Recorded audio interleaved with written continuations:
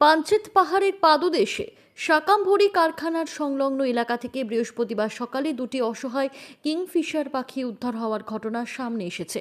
স্থানীয় বাসিন্দাদের তৎপরতায় পাখি দুটিকে নিরাপদে বন দপ্তরের হাতে তুলে দেওয়া হয়, যা এলাকাবাসীর সচেতনতার পরিচয় বহন করে।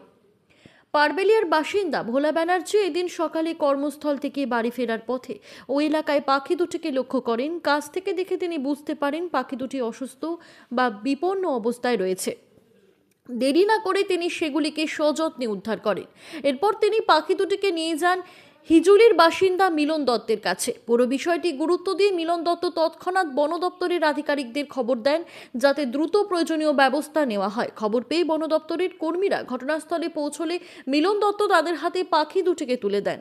এ ঘটনায় দুই স্থানীয় বাসিন্দার মানবিকতা ও দায়িত্বশীল ভূমিকাকে বন দপ্তরের পক্ষ থেকে প্রশংসা করা হয়েছে। পুরুলিয়া জেলা থেকে পিউষ সাবের রিপোর্ট, জনসংবাদ নিউজ ডিজিটাল। এই যে পাখি, এগুলি কোথায় পাওয়া গেছিল? পাহাড়ের গায়ে এই পাখি দুটো পাই। তাদেরকে মানে কুকুরে হোক চাই শিয়ালে হোক, না দেখলে মেরে দিত আশা করি। হ্যাঁ, সে পাখি দুটিকে উনি উদ্ধার করে এনে পরে আমাকে দেয়।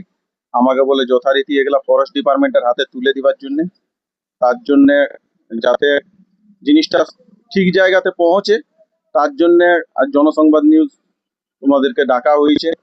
আর এগুলা নিউজের ইয়ার মাধ্যমে যাতে পরবর্তীকালে এই সকল বিরল জাতির পাখি কেউ যদি পায়, তারা যাতে এই ফরেস্ট ডিপার্টমেন্টের হাতে তুলে দিলে তারা সংরক্ষিত ভাবে ভালোভাবে থাকবে। তার জন্য পাখিগুলোকে আমরা তুলে দিবার জন্য ফরেস্ট ডিপার্টমেন্টকেও ডাকা হয়েছে। কিছুক্ষণের মধ্যে ফরেস্ট ডিপার্টমেন্ট আসছে। আপনার নাম? আমার নাম মিলন দত্ত। ধন্যবাদ।